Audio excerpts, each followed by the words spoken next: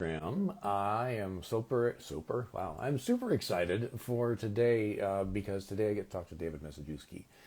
David and I have known each other through social media and similar circles over probably a couple decades now.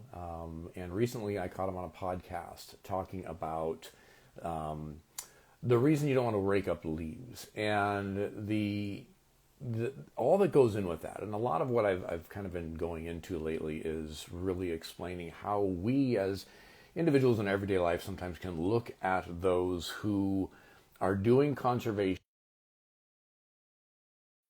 but feel like they can't do it because they don't have a degree or they don't work for an organization that does that. So I've invited David to join to be a part of the conversation on how we all can do more as individuals to just do things around our house, our neighborhood, things like that. So David, how you doing today, man? See you on. Hey Rick, I'm doing well. How's it going? It is going very well. Super excited you could join me. Thank you for taking the time. I appreciate it.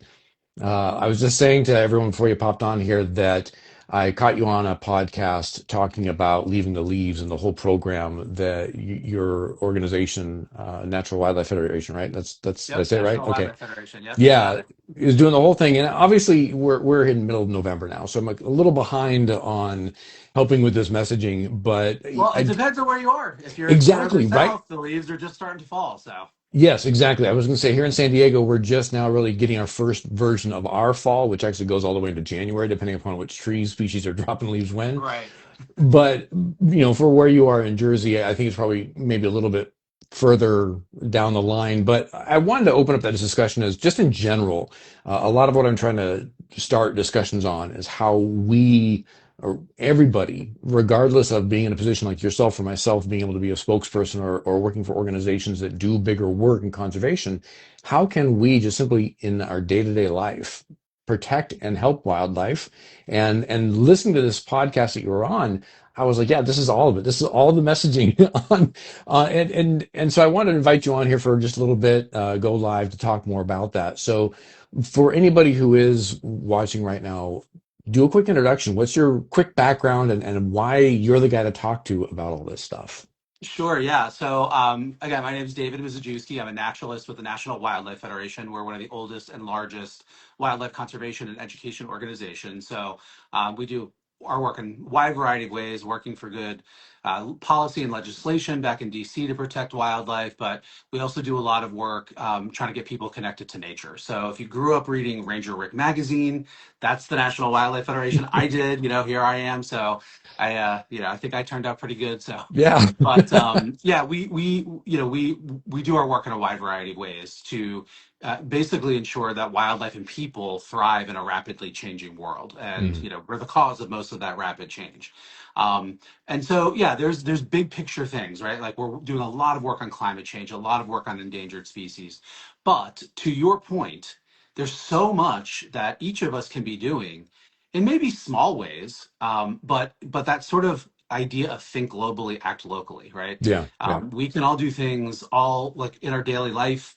And when it comes to restoring wildlife habitat, that's not just happening off in, faraway wilderness places. It is happening, it could be anyway, right outside your door. Right. It's all about our choices, right? It's all about making the choice. Do we want to live in a place like the human landscape, our cities, our towns, our neighborhoods, our own yards and garden Hmm. spaces? Do we want those to be alive?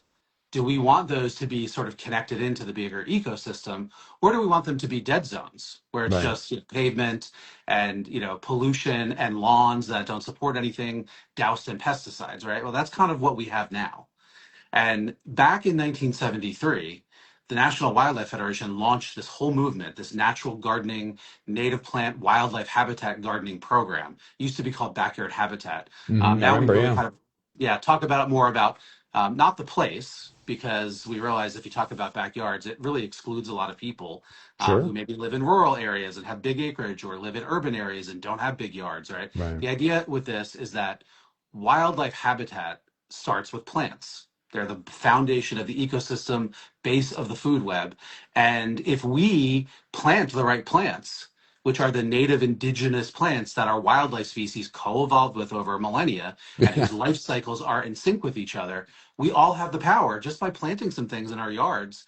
or other garden spaces, the Right. community garden, the rooftop garden, the back 40 acres, whatever it is where, you have Sure. access to, we can begin to restore habitat for songbirds. The North American songbird population has reduced by about a third in the last, 55 or so years. Yeah. The pollinator crisis, right? Like so many of our pollinators are disappearing, and not the domesticated European honeybee. That's what everyone thinks about. I'm talking Yeah. about our wild native bee species. So, Which so many many of our people don't know about, right? It's like they exactly, yeah, think bee, it's just honeybee and that's it, which I get. It's a big part of what we interface with as sure, gardeners and naturalists. But yeah, our native population, we're talking about several hundred different species of bees that may not even live in thousands. hives. You wouldn't even, and in fact, I found one flying in my area. I can't remember what it was. It's the striped. Oh shoot, I'll have to look it up again. But either way, striped-eyed, I think it is a striped-eyed Okay. fly, but it's actually a type of bee. And yeah, it looks like a fly. So there's so many of these pollinators that are getting damaged that are native species that people don't even know are going Totally. downhill because they don't know about them. They don't even know about them, right? And Yeah, so yeah, there's a lot that we can do just simply by planting, native wildflowers, native grasses, native shrubs, native trees, and you begin to sort of reweave all of those broken yeah, threads of that food web. And it's pretty powerful because it really does work. It's not just sort of, oh yeah, this is fun, I'm going to plant a butterfly garden. This is actual wildlife conservation just on the yeah, scale of our own lives, right? And yeah, so that idea of think globally, act locally is really powerful. If we all do this, it does add up, and yeah, the yeah. the individual action, the benefit of that, is minimal, but it grows exponentially when I do it and you do it and my neighbor does it, my whole community does it, right? Right. And so that's what this whole native plant habitat program that we've been doing. This is the program where you can earn a little certificate and a yard sign that says my yard is a certified wildlife habitat.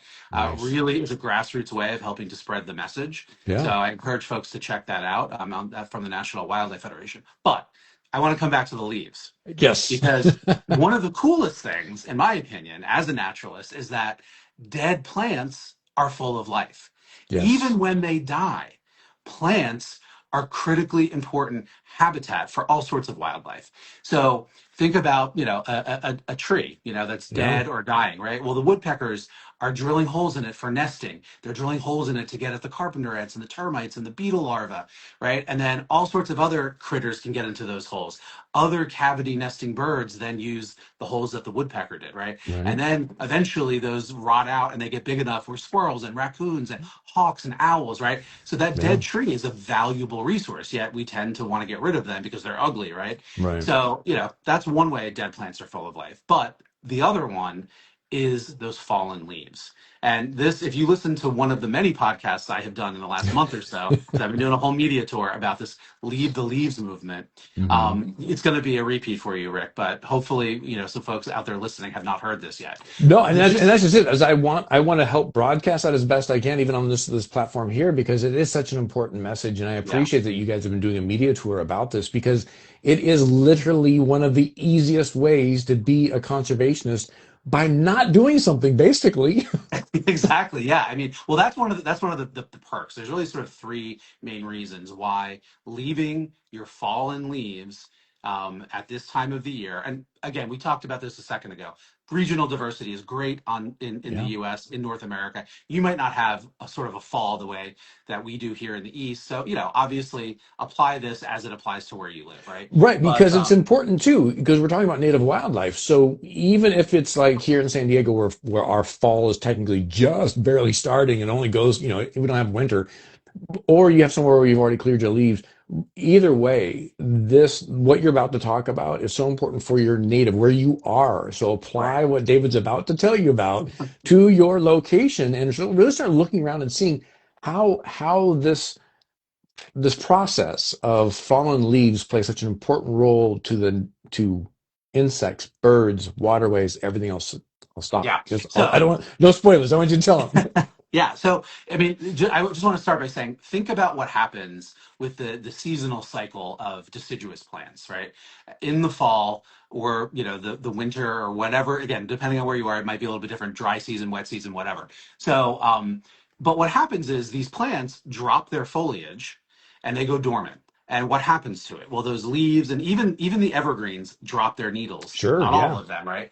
But what happens to them? They fall right at the root zone of the plant, where they retain soil moisture, where they suppress weeds, and where they slowly compost and return nutrients right to the root zone of the plants. Yeah. That sounds an awful lot like mulch and fertilizer, right? Wait a minute. Mother Nature is giving this to us for free, It's right? almost like we learned that from nature and then create Yeah. stuff you can buy from the store. Totally, yeah. And we have been marketed to, and millions and billions of dollars probably, Yeah. from Big Garden, right? Like the companies that want the lawn industry, and they want us to think like, oh, we've got to rake up or blow away all of these Sure. leaves, and then turn around and go buy mulch and fertilizer. It's kind of crazy. So that's my first reason why leaving your leaves on your property is a thing you should do. It's free. You are going to save money Yeah. and time. Now, I will say this, like, if you have a lawn and you let all of the foliage fall into a thick layer, yes, it's going to smother your lawn. So I'm not saying just like leave the leaves on your lawn. That would be great if you wanted to do that. Kill your Sure, lawn. yeah. That would be fantastic because again, lawns are It dead. is technically the first great step towards then putting native plants in your yard instead of a lawn. So if you're thinking Exactly. about that, this is the first big step. Yeah, exactly. And that is sort of my solution, right? Is well, so a lot of times you hear, oh yeah, don't rake it all and leave the leaves.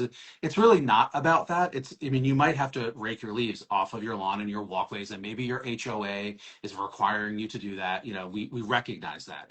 So get the rake out and rake those into your landscape beds, your foundation around your house. And hopefully you do have some garden beds out there, with trees and shrubs and wildflowers and that kind of Right. thing.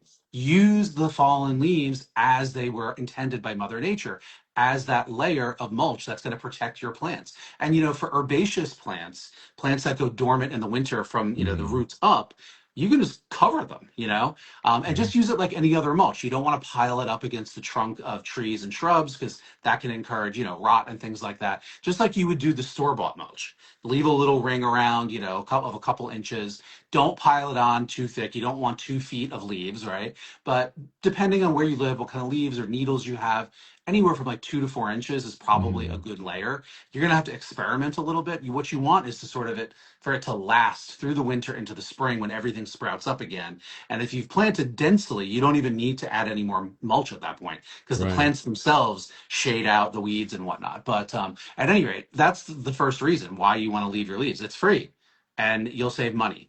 But getting into the bigger picture conservation reasons, there's two other big ones that are important to us at the National Wildlife Federation as a conservation organization. And the first one is probably going to surprise a lot of people, and it has to do with climate change. Okay. So, people are probably thinking, what the heck do keeping a few leaves in my yard have to do with climate change? Well, let me unpack it. So when we bury in the landfill organic material, food waste and things like that, but also yard waste, fallen leaves, what Hmm. happens is they get buried underground. There's no oxygen down there, and a process that is called anaerobic decomposition happens. And anaerobic just means in the absence of oxygen.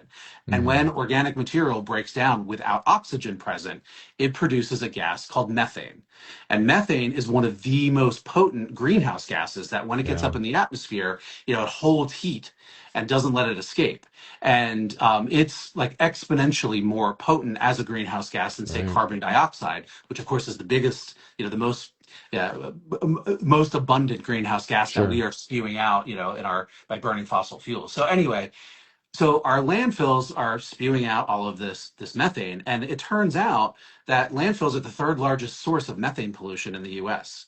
So it's not insignificant, Right. and we're sending something like 10 million tons of yard waste, largely fallen leaves, every year to the landfill. Yeah, and I want people to think just for a moment, if you have a yard, you probably live, unless you're out there in the rural areas, you probably have neighbors that have yards, and you start driving through your neighborhood, think about every single yard collecting all their yard waste and sending it to the landfill. Now, here in San Diego, we're fortunate we do have a green bin, which means they do city mulching and city composting. So That's great. it does help lessen that impact, but there are a lot of places that don't offer that. Right. So Yeah. it becomes the opportunity for the homeowner then to go, can I mulch this or compost this here at home? Or as we're talking about, leave it out for it to become natural, fertilizer and mulch for your yard. Exactly, yeah. And I'm lucky too, where I live. I live in Maplewood, New Jersey, and we also have a municipal composting where they will collect the leaves and they'll compost it, and then you can actually go get some and bring it back to your Right. yard. But to your point, a lot of communities don't have that option. So yeah, you just want to think about that because it is a little thing, like your contribution individually to that methane pollution in the landfill from throwing out your yard's worth of leaves is probably minuscule. But Mm, the flip side is also true. If we all are doing it, then it becomes not minuscule. It becomes huge. right. And then the corollary of that is true too. If we don't do it, the benefit can be huge if we all are doing it. So that's just something to think about. The whole again, I'll go back to it. Think globally, act locally. Yeah. The third reason, and fallen leaves are a free mulch and fertilizer. Fallen leaves contribute to greenhouse gas pollution in the form of methane, so you don't want to be doing that. The third reason is probably the most germane one to the National Wildlife Federation, and it's what we started talking about, is that dead plants are full of life. They are wildlife habitat. Yeah. The fallen leaf layer is a whole ecosystem in and of itself that countless species either live in or under or forage in or nest in or Yeah. overwinter in. And without it, they do not exist. Those Right. wildlife species can't find the food they need. They can't complete their reproductive cycle. They can't survive the winter. So, what kinds of wildlife are we talking about? And actually, I want to take one bigger step back into the bigger picture. When we're talking about wildlife habitat gardening, we're not talking about moose and bears and mountain lions. We're talking about insects like butterflies and Sure. bees. Those are wildlife. We're talking about songbirds. We're talking about small to medium sized mammals. The kind of wildlife that Right. can be wonderful neighbors with no conflicts whatsoever.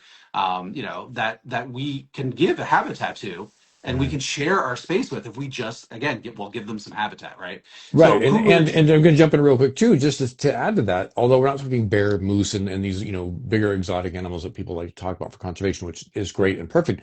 This type of yard and own individual property, neighborhood, urban spot conservation, yeah, it's insects, it's birds, it's small mammals, small reptiles, but they're all part of the bigger picture than beyond the urban landscape as well for maintaining a healthy environment, which we all need. And if you do like your 100%. garden, it's going to help with your garden and yard as well. Right. And what you do in your yard really has an impact beyond your yard. And Yes. so yeah, but like what wildlife species live in that leaf layer? Well, let's start with the invertebrates. So think of earthworms. I mean, I think Mm, that's kind of intuitive. I think most people know that sure. earthworms live in the soil and they eat those fallen leaves and they produce worm castings, which are, incredibly enriching to the soil so that your plants, can actually have fertilizer. They're part of that whole cycle, right? But there's lots of other animals that are doing that. One of my Right. favorites are isopods. Hmm. Depending on where you grew up, you might call these things roly polies or pill bugs or sow bugs or even potato bugs. And Yep. there's Yep. thousands of species. They're super cute. They're actually crustaceans. They're Yeah. terrestrial crustaceans. So they breathe through gills. And again, one of the functions of the fallen leaf layer is to hold soil moisture, which again, the plant roots benefit from. But it Right. allows animals like isopods, which are also detrivores, so they're eating Hmm. detritus, so that they're actually eating the dead plant material. Some of them are eating dead animals and Yeah. recycling those nutrients again in their droppings back into the soil. I mean, that is how Nature makes fertilizer. They Right. also can detoxify soil too. Hmm. They Some species can actually ingest heavy metals and like detoxify them. So isopods are really cool. Springtails, these little itty bitty, tiny little creatures that are invertebrates that are living in the soil. There's again millions of different Right. species Yeah. Yeah. probably that you would never know unless you kind of had that leaf layer. But there's a few that I want to spotlight as far as those invertebrates that I think people are going to want to save and might be surprised to learn that they actually use that leaf layer. We Yeah. started talking about bees. So Hmm. most of our 4,000 plus native bee species in North America, globally, there's about 20,000 species of bees. And you said this before, most bee species do not live in hives. They don't Right. have queens. They don't make honey. Everything you think you know about bees is wrong because it only really applies to a very, small Very small minority of amount. Yeah. bees, like the domesticated honeybee. Right. But of our native bees, the one kind that actually is a social bee are the bumblebees, right? So they do have a queen and they do make a hive, but that whole hive does not survive the winter. At this time of the year, well, late summer or early fall, the new queens emerge and they leave the hive. That hive dies, and Hmm. they bury themselves right at the top layers of the soil underneath the leaf layer, which provides insulation, and that's where they overwinter. So that Yeah. come spring, they can wake up and begin the cycle again and start a new bumblebee hive. And so, and many of our bumblebees are disappearing. The American bumblebee population is plummeting. The Western bumblebee Yeah. is almost disappearing. The Franklin's bumblebee might already be extinct. We haven't Oof. seen it in a while. The rusty patched bumblebee used to be super common across the Midwest and the Northeast. I think there's like less than, I think, 1% or 2% of them left. So like these Wow. are wildlife species that we can help just by keeping the leaf layer, give these bumblebee queens a place to overwinter. Right. Another one are fireflies. And this is one Mm. one time where I get to sort of combat the West is the best attitude. As an East Coaster, y'all don't have fireflies like we do. We So, don't. We don't. but yeah, fireflies are beetles, and beetles have a life cycle where they start out as a larva or a grub, depending on the species, whatever whatever it's called, right? And Mm. so for firefly larvae, guess where they live? Same place in the leaf layer, Yeah. buried underneath it. And they spend actually most of their lives, that insect, in the larval phase. Right. So we need those fallen leaves if you want to see the magic that is a firefly display. So that's another one. The big one, though, are in butterflies and even more so moths. Okay, Right. so Yeah. butterflies and moths, they we think of them as the adult phase flying around with the pretty wings and they drink flower nectar and all of that, but they also start out life as larvae. They're caterpillars. They eat the leaves of certain plants. They're caterpillar host plant. But for many species, they when they go into their pupa phase before they emerge as the adult butterfly, Hmm. they do that over the winter. Right. So moths in particular, in some places like over 90% of moth species do this. They will go form their cocoon. Some species even wrap themselves in a leaf. And when they drop off the plant with the rest of the leaves and they spend the winter in that pupa form, in the cocoon, in that fallen leaf layer. Yeah. So if you rake up or throw away all those leaves, you are literally throwing away the entire next Next generation generation of goes bumblebees, away. of fireflies, of all Yeah. these incredible soil organisms that are creating rich, healthy soil, but Yeah. also butterflies and moths, which are pollinators. And even more than their pollination service, those moth species in particular, when they emerge in the spring and begin their life cycle again and lay their eggs and all the caterpillars come out in the spring, that is the number one food source that 96% of birds feed their babies in the spring. Yeah. So not only are you throwing away all the pollinators, you are robbing all the baby birds of anything to eat And come therefore spring. affecting that generation of species as Correct. well. Yeah. It is all connected, right? Yeah. So leaving your leaves for the invertebrates alone is incredibly powerful. It's a huge act of local conservation Yeah. that we all Exactly. can do. It is so easy, right? Yep. And so, but beyond the invertebrates, there's all sorts of other wildlife. There's a bat species, the eastern red bat, which is found over sort of the northern and eastern parts of the country, is a Mm. bat species that's sort of cold adapted. A lot of bats, they hibernate. Some of them will migrate. Some of them will do both. The red bat is actually one of them. The northern populations will migrate south, Right. where it's a little bit more temperate. But and they tend to overwinter up in the trees. They crawl into those tree holes that the woodpeckers made, or Right. underneath loose bits of bark on a dead or dying tree. But if the temperatures get below freezing, those bats are like, no, it's too cold. Guess where they go? They drop down and they bury themselves under the fallen leaves and other Yeah. woody debris. They're actually kind of fuzzy for bats, and so their uropatagium, which is the skin membrane part of their wing Hmm. that's between their back legs and tail, which not all bats have, but this one does, is actually furry. And so when they get cold, they bury themselves under the leaves and they fold their uropatagium up like a little blanket. A It's little like blanket. perfect Yeah. in You get here, snugged right? in. Right. But again, where will they go if all that's out there is lawn and pavement, Right. right? Right.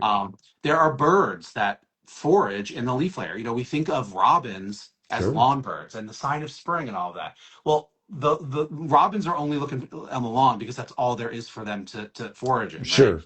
Where robins actually evolved to forage is in the leaf layer, looking Hmm. for those earthworms, and that kind of thing. And all of the other thrushes, wood thrushes, all of those birds are all foragers, towhees. Yeah. There's a whole long list. Wild turkey, quail, these are ground Yeah. birds foraging in the leaf layer for their foods. There's even a bird species, the oven bird, that nests on the ground in the fallen leaf layer. So Wow. lots of birds are relying on that leaf layer for hunting and even nesting. Um, and so, yeah, the list goes on and on and on. I It didn't, does. salamanders, turtles, Yeah. Different many toads and other frogs. Yeah. reptiles, right? Frogs, like so many species are, terrestrial living in the woodland environment in that leaf layer. Yeah. And so, yeah, it's a really powerful act of conservation to keep your leaves on your property. And you'll notice I keep saying that. I'm not saying just let them fall where they lie. Right. That would be Right. great. And maybe that will work for you where you live. But Right. most people can't do that, again, because of HOAs and aesthetics and all of that. Sure. Yeah, we have to be realistic, and I think that's the other part too. Is sometimes we get so excited about talking about how simple this is. For some people, it's like, well, I've got the HOA, or I live in a condo, and so it's a little patch. I'm not supposed to leave stuff there. There are ways to kind of work within your restrictions and what you can Exactly. do. Recently, due to life changes, I moved from a house where we used to leave the leaf litter. I'd have raccoons come through, countless bird species, skunks, all sorts of stuff foraging through that leaf litter all year long because here in San Diego, the climate's a little bit different, not quite as only seasonal. Right. Now I'm in an apartment area, and so what I have in my patio, I went and got some native plants, and it's a potted garden, but they're native plants. And I've already got hummingbirds and other species coming by my patio. Yeah. So it's one of those things where it's like this information is great, but also we want to be realistic and thoughtful for those who might be in a different living situation. So what you're saying, like you said, leave the leaves on your property, not necessarily leave them where they lie. Leave them where they lie is the best, but then Right. from there, so let's say I have a property that has an HOA. I can't leave my leaves on the lawn. What's your suggestion? Yeah, so there are a few other things that you can do, and you've mentioned a couple of them already. You can add these fallen leaves to a compost bin or compost pile. Hmm. That's totally okay to do. It's obviously, going to not have the wildlife habitat value if you Sure. do that, but it's a million times better than sending them to the landfill. Right, right. And it is important to emphasize this because I hear from people who are racked with guilt because maybe in your situation, like they're like, I don't have any garden beds to put them in, and I'm going to like environmentalist, hell because I threw away my leaves, and I'm like, no, it's okay. Like, we all are Right. going to do what we can do, and that's all that's going to be good, right? You don't have to be perfect. So yeah, compost them. Again, you might not be able to do this depending on your HOA, but you can even Hmm. just build a leaf pile, and it will naturally compost right where it is. Right. Yeah. That leaf mold is what it's called, And I'll say and will this too, heal over the years. if you have kids, it's a fun thing to do where you're like, kids, let's just leave this pile of leaves here. Let's look at it. Take a picture of it right now. We all have cameras in our pockets now. And then let's look at it next week and a month from now and see. And so the kids can start experimenting with how does this deterioration occur and what Yeah. sort of things are helping it break down. Maybe get a trowel in there and lift up the bottom layer to see, where are we with our pill bugs or roly-polies and worms and other things. So Exactly. Yeah. it's also a learning opportunity for kids and even honestly the big kids, the adults, right? Like if you've never done this before, it's really cool to see what kind of life happens with a pile of leaves. Absolutely. I highly recommend every grown up go out and dig in the dirt a little bit Yeah, and just relive absolutely. your youth and take pictures. And I mean, there's so much easier these days to identify species. There's incredible Oh, apps sure. and Yeah. online resources, and YouTube is an incredible resource. So Yeah. yeah, have fun with it. But yeah, so if you can't leave them, if you don't have your own garden beds, yes, try if keep them on your property, compost them, that kind of thing. Do whatever you can to keep them out of the landfill. Yeah. Now, I am one of those crazy people that goes up and down my street with a tarp and rakes my neighbor's leaves when they blow them out into the street to Oh, bring to my yes. own yard to use in my own garden beds. Yeah, it's free mulch So and fertilizer right there from yeah. your So, neighbors. I don't know. Maybe if you can't keep the leaves yourself, we're all in our, next door and Facebook neighborhood groups and whatever. Maybe Sure. there's somebody locally that might be able to use those leaves, and, Yeah. just get involved and connected with your community. Join the local garden group.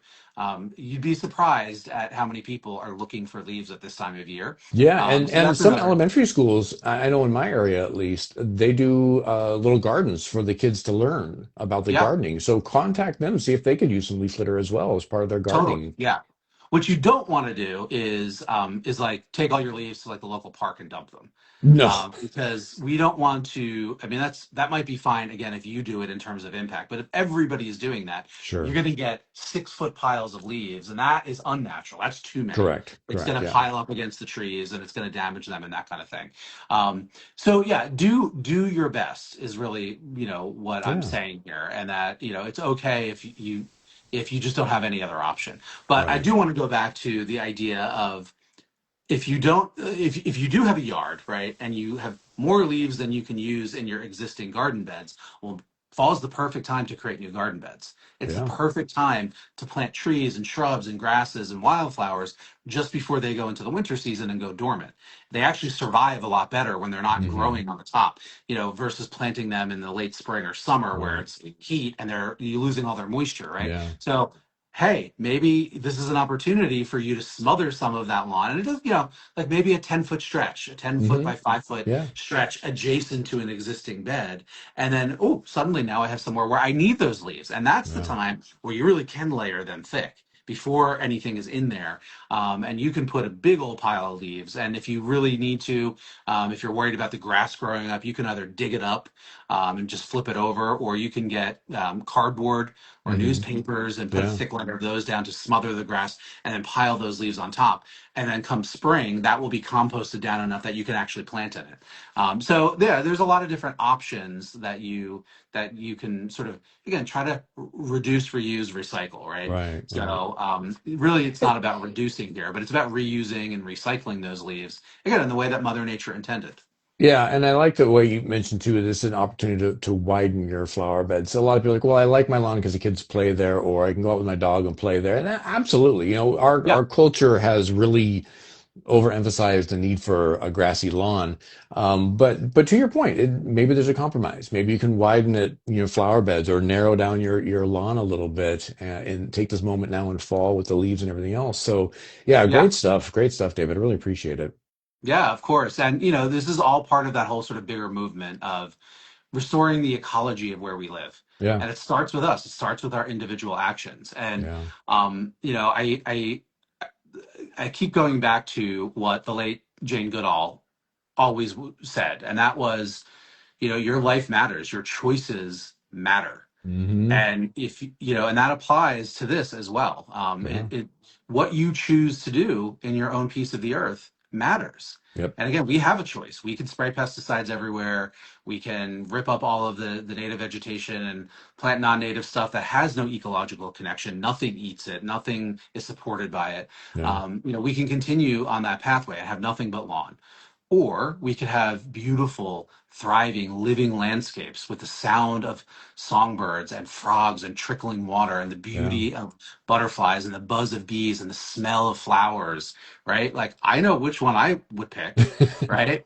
And so that's really what it's all about. It's I'll say it one more time: think globally, act locally, and your choices do make a difference. Yeah, yeah. No, I like that what Jane, always stuck with me when I heard her talk eons ago. It's that idea that, no matter what you do, it's going to have an impact. Right. It's your choice then on what kind of impact you want to have. Exactly. And Yeah. and and I think a lot of times in our modern world where we're, scrolling on our phones and we're seeing these great videos, these people, influencers, whatever you want to call them, it's like, oh, well, I can't go to Africa and help with rhinos. I can't go to Asia and help with, palm oil. And so there's sort of this sense of like, I want to do something, but I can't.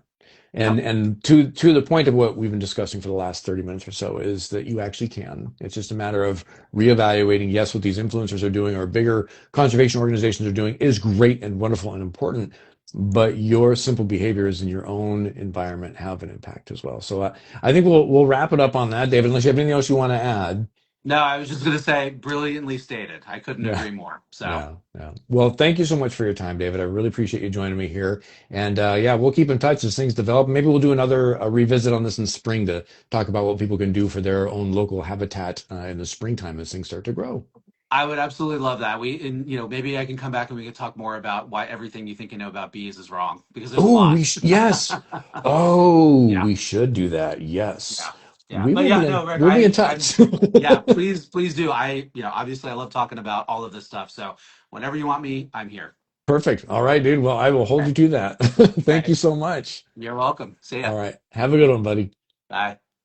And I want to say too to everyone here that joined us on this little live with David. I appreciate you. I saw a lot of you scrolling through, some saying hi, some saying what a great topic. And if you're watching this later, thanks for catching up with us later as well.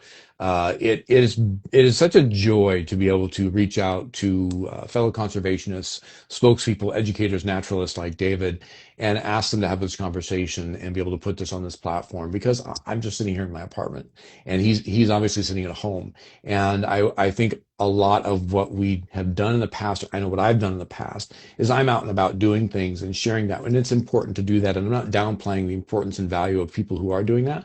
But also, I think sometimes having these conversations right from home, talking about what we can do in our own home is super important as well. So thank you so much for joining.